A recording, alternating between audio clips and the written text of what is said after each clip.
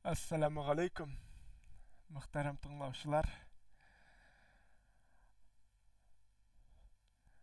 Ushbu чыгарышта мин сезнең өчен Кисек баш китабы турында сөйләргә булдым.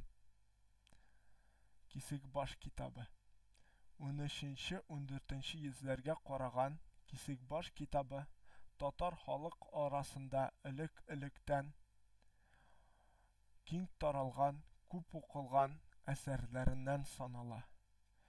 Кыйсай Йосыф кеби. Аның да татар мәктәп-мәдрәсәләрендә әдәби текст буларак файдаланылулары билгеле. Кисек баш китабының хәзерге фәндә 30дан артык күчермәсе билгеле.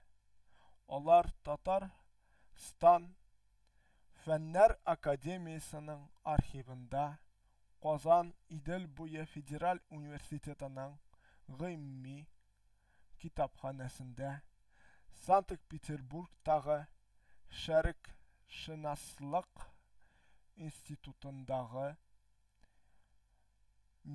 фондларда һәм башка шәһәрләрнең архив һәм китап фондларында, китапханәләрендә, музейларында сакланалар. 19 гасыр уртасыннан ошбу китап инде басма рәвештә таратыла башлый. Ул беренче тапкыр 1846 елда Казан университетының типографиясендә дөнья күрә һәм Октябрь инкыйлабына кадәр күп мәртәбәләр нәшер ителә.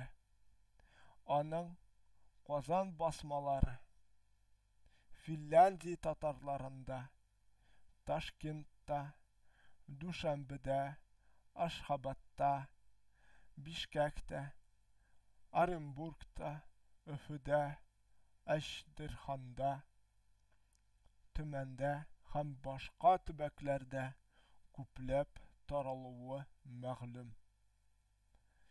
Кисек баш китабының муаллифе язылу урыны һәм вакыты билгеле түгел. Галимнәр әсәр үзенең рухы, кайбер образлары таралышы белән Хисам Катип поэмаларына охшаш һәм якын дип фаразлыйлар. Һәм ошбу фикерне дәлиллиләр дә һәм каршы куялар. Кисек баш китабында гарәп-фарсы сүзләренең кулланылуы, телнең төрки-татар әдәби язма теле белән якын булуы сәбәпле, озак гасырлар дәвамында бернинди тәрҗемәсез татарлар тарафыннан укылып килгән. Ошбу әсәр татар кешесенең рухына сеңгән.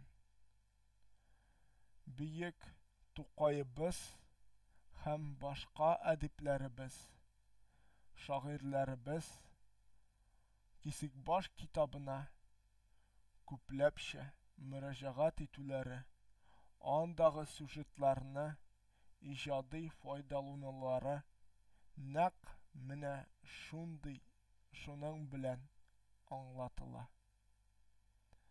Безгә рәхмәт тыңлавыгыз өчен. Киләсе очрашуларга кадәр. Ва алейкум вәссәлам.